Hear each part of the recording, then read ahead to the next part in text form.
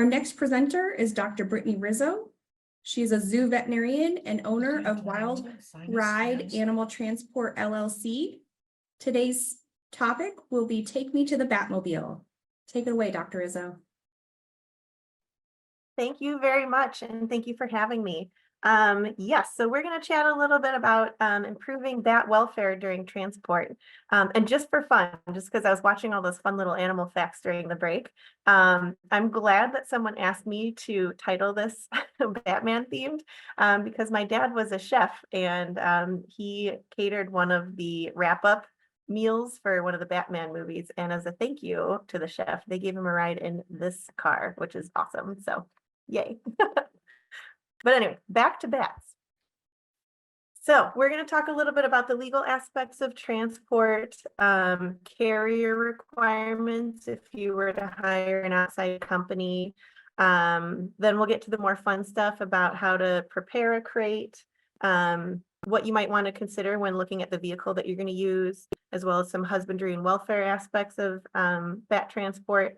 We'll talk about some fun tools and techniques to help make that transport be nice and smooth and comfortable for the animals.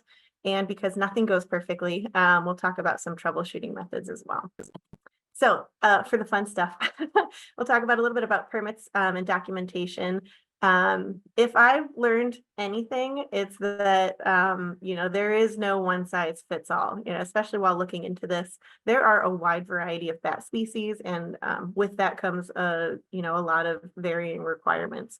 So basically, the best I can say is to just make sure, make all those phone calls, get some folks on the line and get answers for what you need for your specific species and location that they're going to.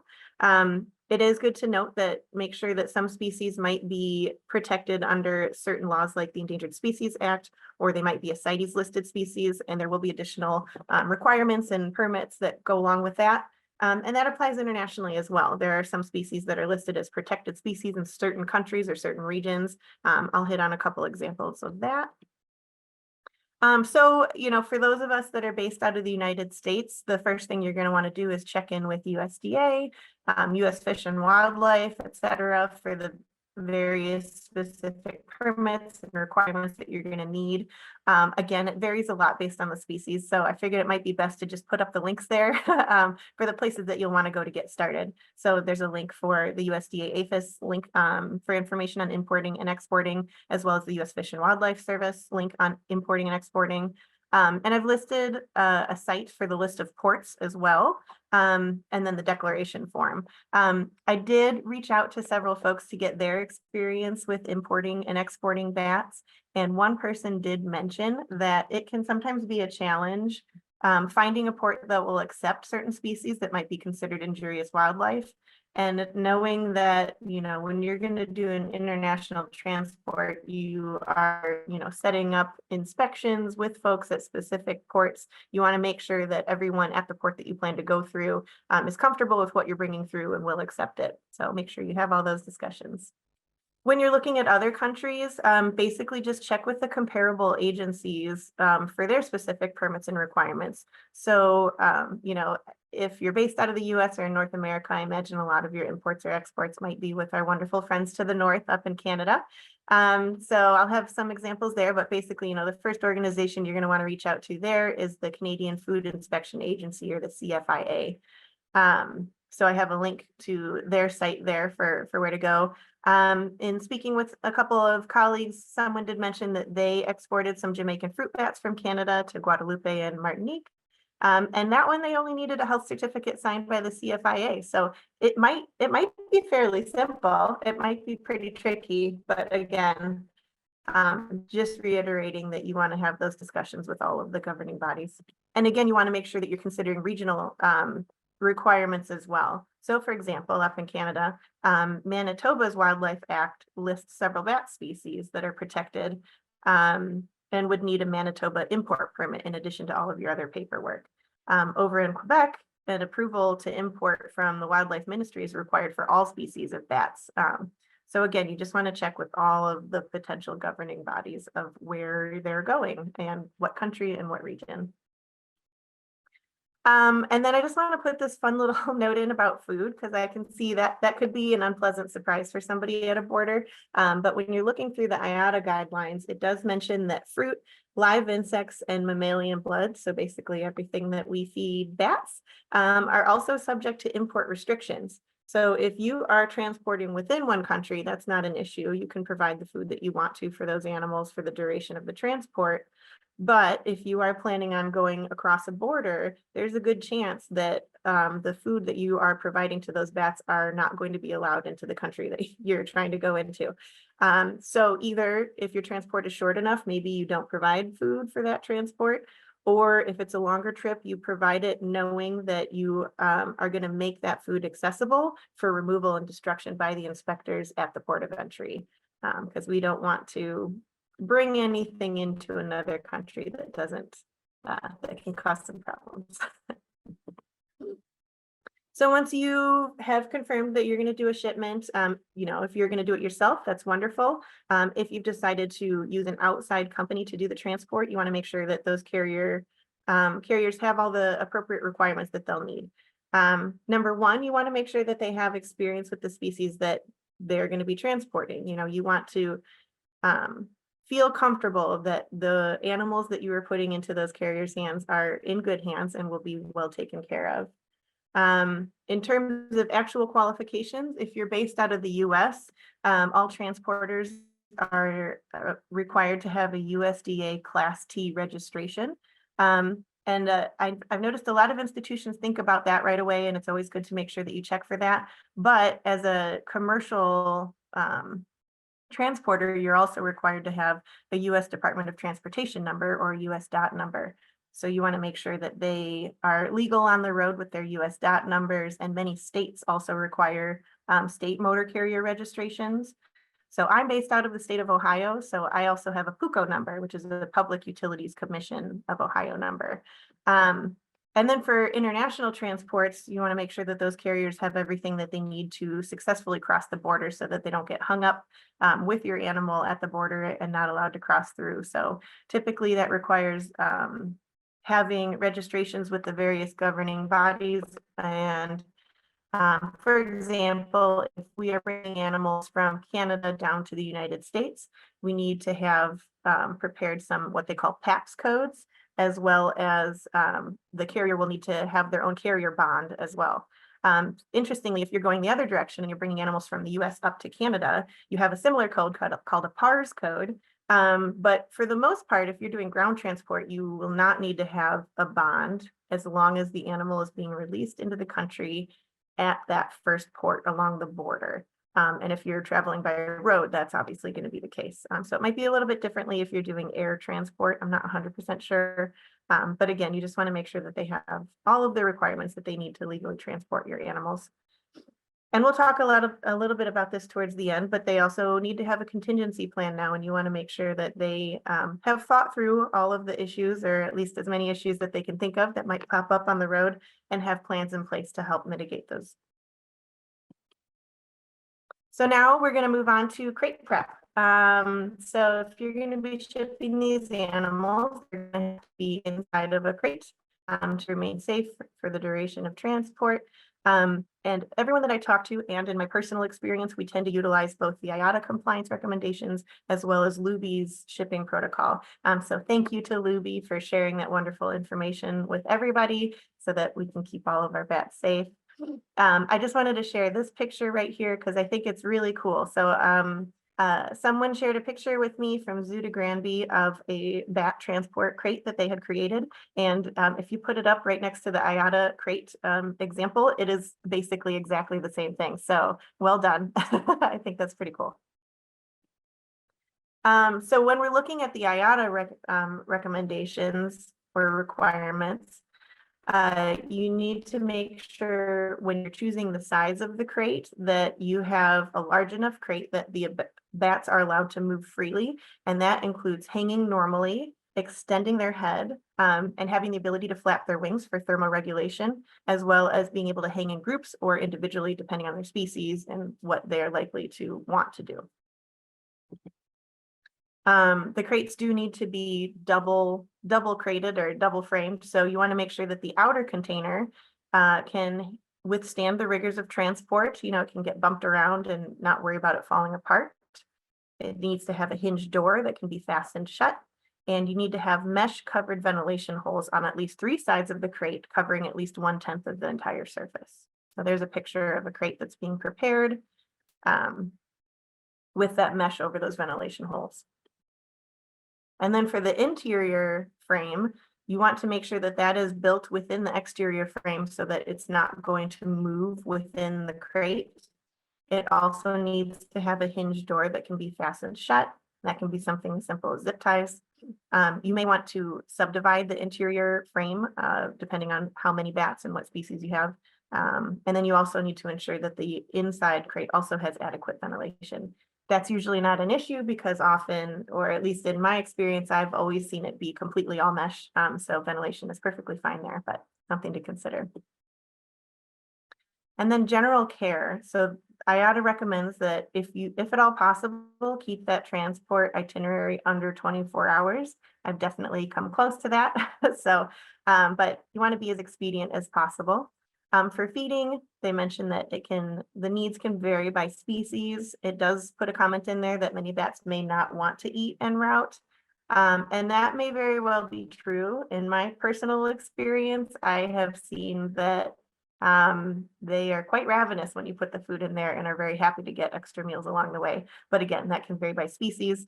So be prepared to safely provide food, but it's okay if you have a shorter transport if you're not going to provide food as well. And again, for watering, you're only going to do that if needed. You want to make sure that when you do provide the water, you do it in a fashion that is not going to douse the animals in water when there's bumps on the road. You don't want them to get hypothermic. And moving over to Luby's shipping protocol, again, they double crate just about all of their bats. They hang plastic separators inside to allow the bats to hang behind and hide. And then food and water bowls are hung from the mesh.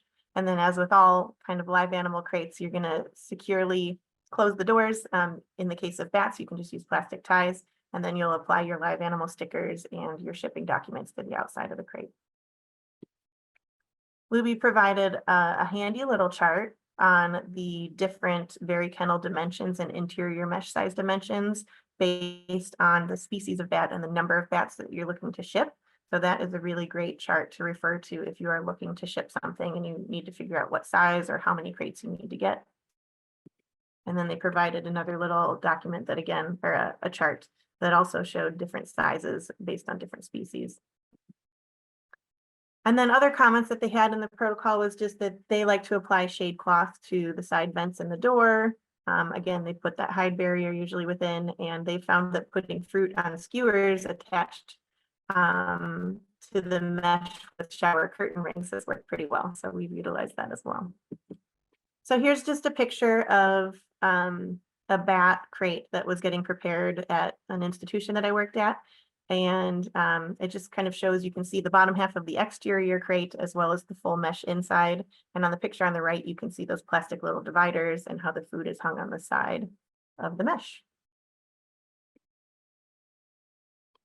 So internal cargo dimensions, bats don't tend to be the biggest species ever, so this is probably not going to be too much of an issue for you. But depending, if you're moving an entire colony and you're going to have many crates, you do want to make sure that everything you are planning on putting in a vehicle is going to fit in the vehicle. You certainly don't want to have any last minute issues pop up the day of after you've already taken the effort of getting those bats into the crates. So I tend to be old school. I like to break out the graph paper and just physically lay all the crates in the vehicle the way I'm doing it, make sure it all fits. You want to consider the height as well in case you have any tall crates.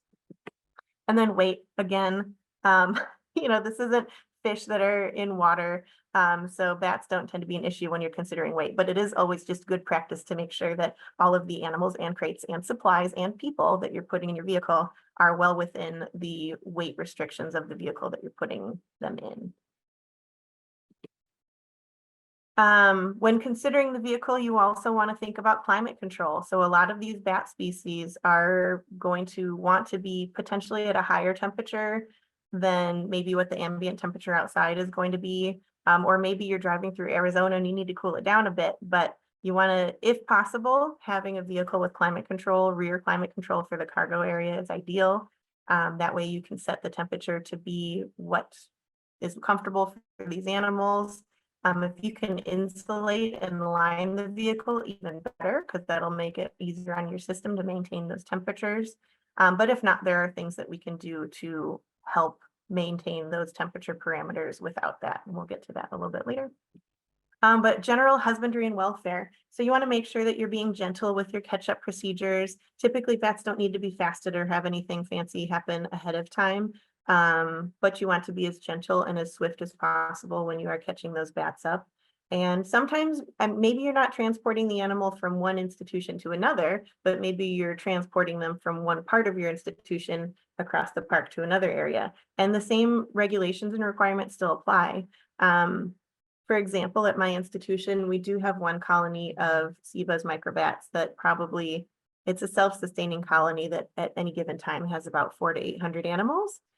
And occasionally there are some maintenance or repairs that we need to do to the habitat, and we will pull the entire colony down to the hospital for care while we're making those repairs.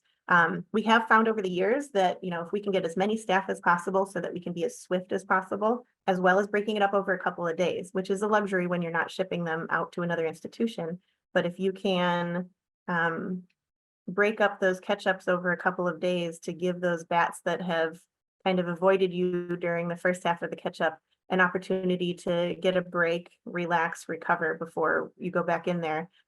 We have found that the last time we did that, we had no injuries, no mortalities or anything with a very big colony. So again, just gentle, smooth as best as possible.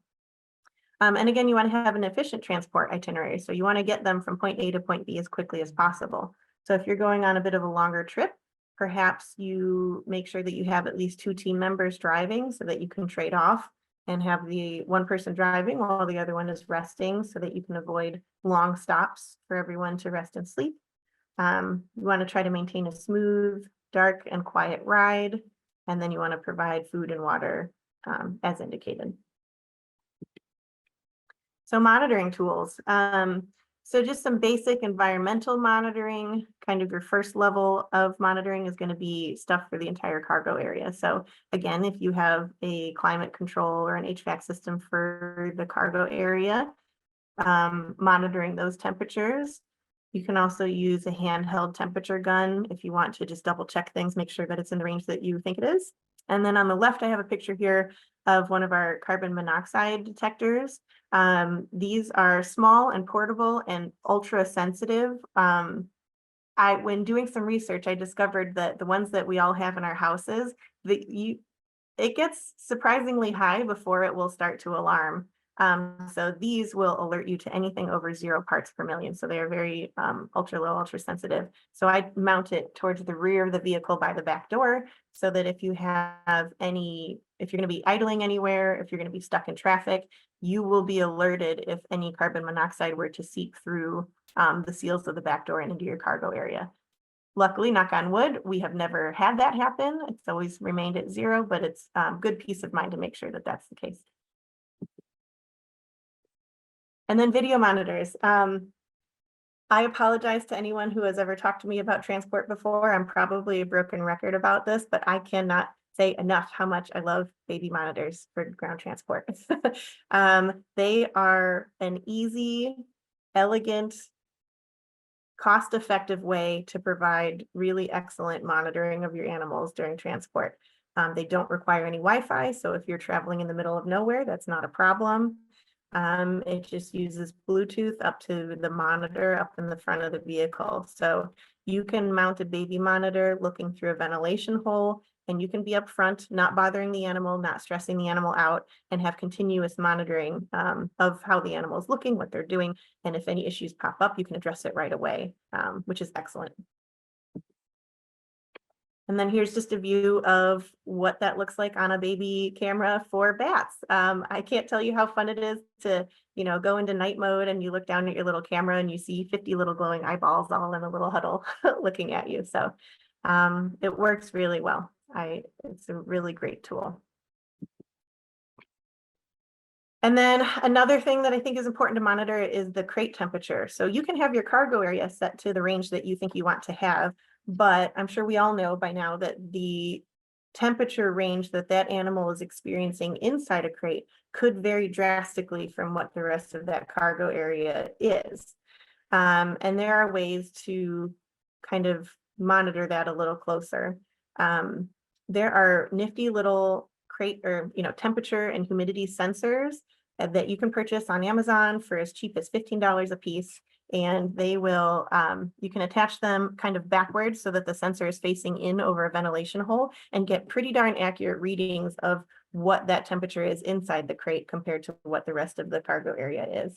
And again, if those temperatures start to go out of range, you can adjust much quicker and keep that animal nice and comfortable. This one, I don't know that it applies to bats too much, but I just wanted to put it out there. There are other kind of tools being developed.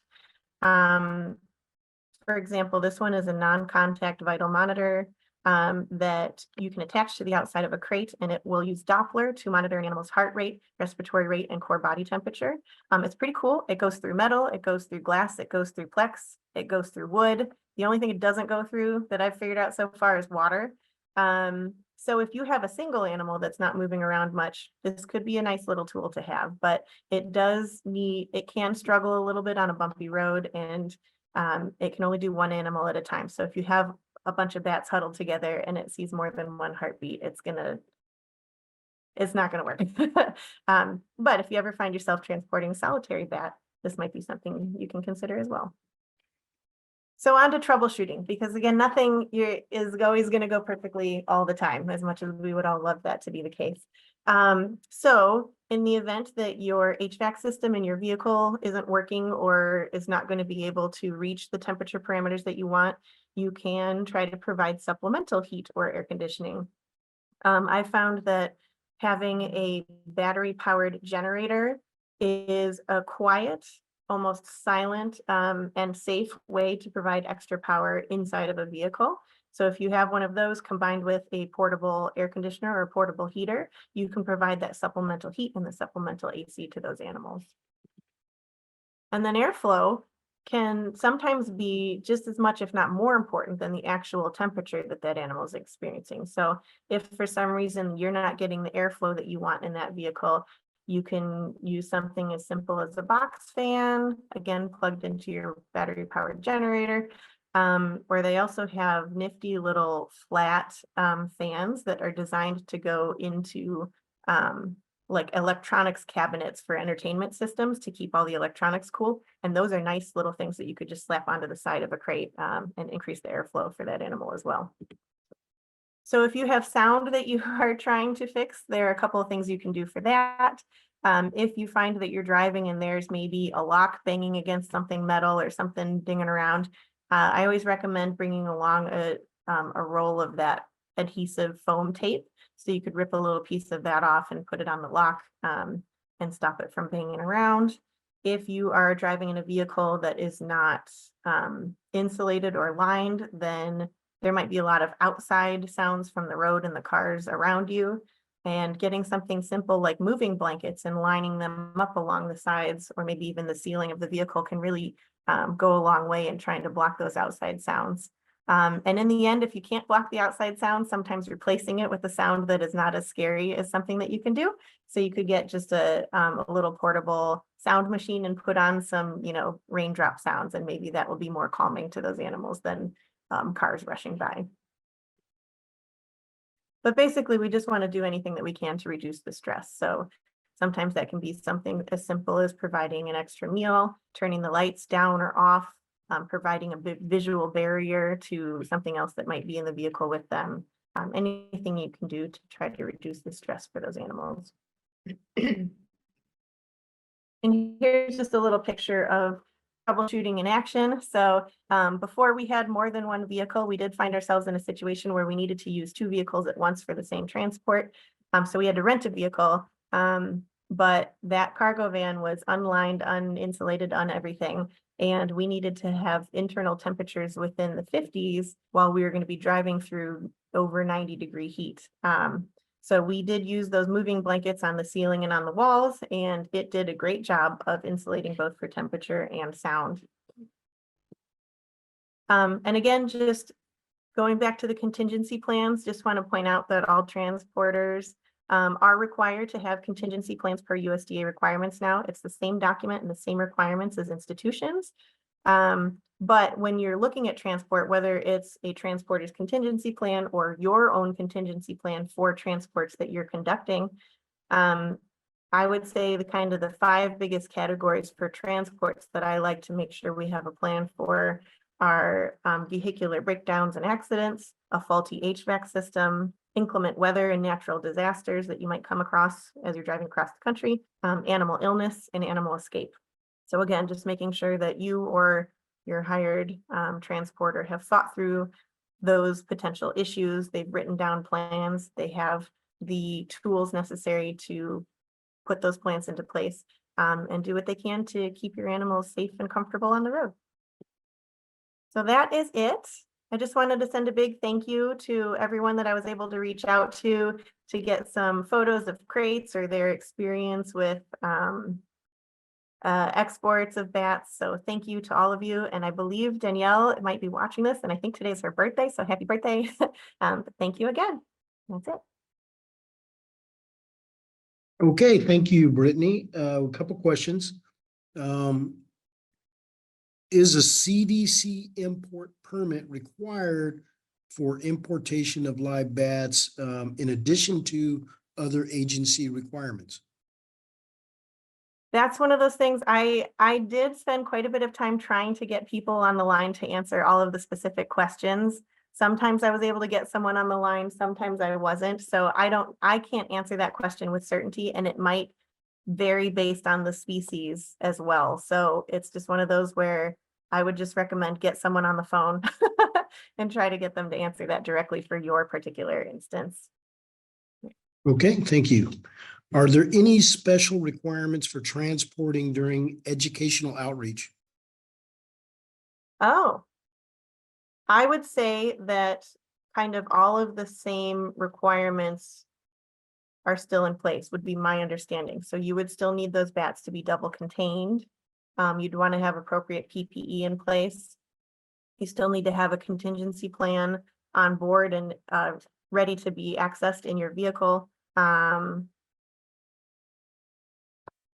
Yeah, I would say that, obviously if you're doing outreach, you're not going across any state lines or anything like that. So I don't think any of those apply, but all of the same rules for just transporting animals would still apply. Okay, thank you. Mhm. In transport containers, is it better for bats to be able to see out or protect them from the stimulus of what is going on outside of the container? I don't know that I can speak for every single bat, but I will say in my personal experience, I feel like if you can block their view of something that could be construed as scary or unknown or, it's stressful, I do think they seem to calm down. So when I have found that bats tend to calm down and enjoy the ride a little bit better when the lights are low or when their view is blocked. It's just my experience. Okay, thank you. Mhm. If transporting bats that are that were either collected in torpor or put into torpor after collection by means of a temperature regulated cooler, what changes to husbandry and travel requirements are recommended? That is a good question. So I guess I would have to ask, are we intentionally keeping them in torpor for transport or not? That's a hard one. I would say maybe email me and I can look into that to try to get some more specific answers for you. But again, just as long as you're maintaining what they need. But if they're that's a hard one to answer. I don't have any experience with that specifically, so I would want to do a little bit more research. So I would just say, please email me directly and we can chat and I can find some information for you. Okay, thank you very much.